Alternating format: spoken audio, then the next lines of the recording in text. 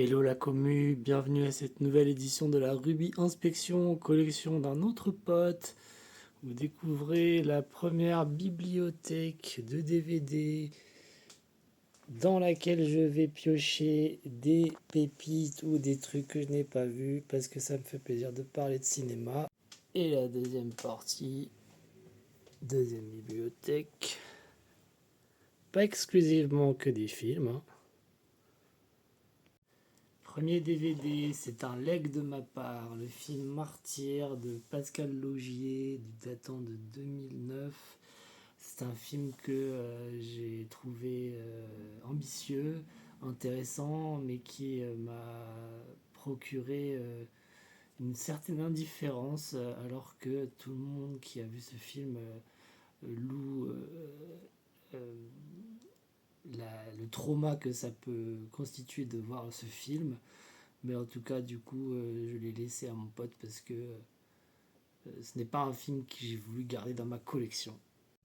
Ensuite, un film d'une franchise, la franchise de Saw avec Jigsaw. Alors, ce film a l'air d'être un spin-off et je découvre à ma plus grande surprise que ça a été réalisé par les frères Spirig qui ont fait Daybreakers et Predestinations, deux films que j'adore.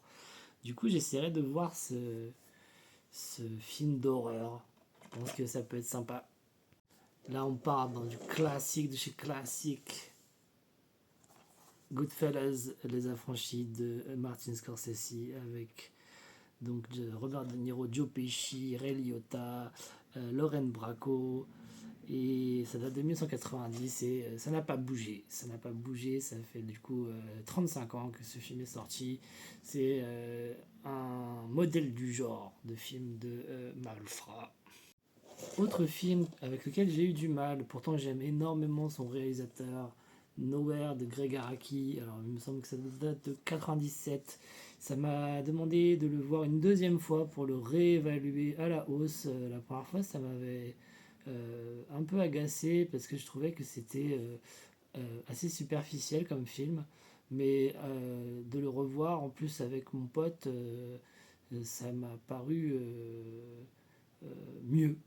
En fait, c'est un film, je pense, qui est à partager avec quelqu'un. Et du coup, je lui ai laissé le DVD puisque je l'ai dans une autre édition. Changement de registre absolu. Je connais même pas le titre de ce film en français. The Game Plan de Andy Fickman. Donc un film Disney avec The Rock, Dwayne Johnson. Ça a l'air d'être absolument adorable ce film sur le foot américain et visiblement, il y a sa fille. Il y a un chien aussi sur l'affiche. Ça a l'air vraiment marrant. J'ai envie de découvrir ce film. Peut-être ça deviendra un guilty pleasure. Donc, comme The Game Plan, le film que je vais vous montrer, c'est un DVD Zone 1 que je ne peux pas lire. Du coup, c'est donc National Treasure avec Nicolas Cage, d'une production Bruckheimer, un film de John Turteltaub. Attention, John Turteltaub, c'est un super artisan. Il a fait Cool Runnings, Rasta Rocket, je vous conseille. Et donc, voilà, un film d'aventure avec Nicolas Cage. Ça peut être toujours sympathique. Je ne connais pas du tout l'univers. Et vous? Comme dans mon inspection numéro 1, je vous montre le coffret d'une saga, L'Âge de glace. Là, il y a le 1 et le 2. J'avoue que je suis passé totalement à côté de cette saga d'animation. Visiblement, c'est super. Donc, j'essaierai de les voir dans l'ordre. Peut-être faire un marathon, ça pourrait être une chouette idée pour Noël. Un autre leg de ma part pour que mon pote puisse le voir à l'intérieur du duo Fanfaron, euh, les amis Julien Maury et Alexandre Bustillo dans ce film de Noël avec Béatrice Dalle et Alison Paradis. On est en 2006 et le film il est fracassant. C'est un des films de body horror les plus hardcore que la France a pu produire. Voyez à l'intérieur, c'est vraiment pour les amateurs de films on va dire extrême, ce qu'on appelle la French Extremity Cinema. Ça c'est dans les meilleurs.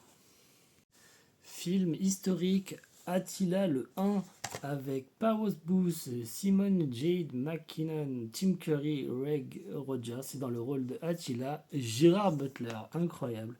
Le film date de 2004 et c'est réalisé par Dick Lowry, total inconnu. Je sais vraiment pas ce que ça vaut. Est-ce que vous l'avez vu ce film? Qu'est-ce que ça vaut? Film immense dans mon cœur. Pareil, c'est un zone 1. Jumanji de Joe Johnston, film qui date de 95, donc ça fait 30 ans que ce film est sorti. Waouh, ça nous rajeunit pas. C'est dingue que le film ait une longévité pareille. En tout cas pour moi, ça n'a pas bougé.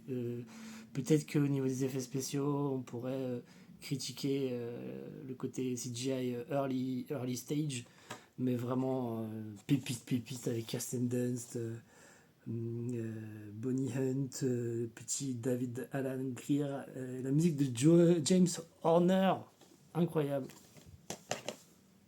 Maintenant, un peu de littérature avec l'adaptation du roman de Gaël Faye, Petit Pays, par notre ami Éric Barbier, avec Jean-Paul Rouve, et j'ai trouvé que c'était une super adaptation, assez fidèle par rapport donc au traumatisme du génocide au Rwanda dans les années 90. Super livre et super film, voyez ça, c'est super. Film que j'ai découvert au cinéma en 2024, Civil War.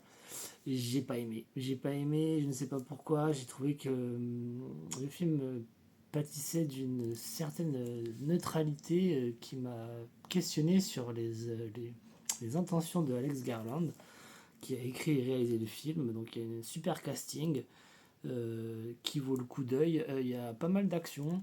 Mais c'est vrai que l'ensemble m'a un peu déçu parce que j'avais une attente un peu dingue du fait que Garland ait écrit des films que j'adore comme Sunshine, 28 Days Later, et puis de son côté a réalisé Ex Machina et Annihilation. Là, je m'attendais à de la science-fiction ou de l'anticipation sociale un peu plus robuste. Je trouvais que c'était un peu faiblard sur certains points. Et pour finir, un classique que je n'ai pas vu, mais que j'ai offert à mon pote, puisqu'il a travaillé sur Charlie Chaplin, et c'était pour ses recherches. Les Feux de la Rampe, alors j'ai oublié le titre en anglais.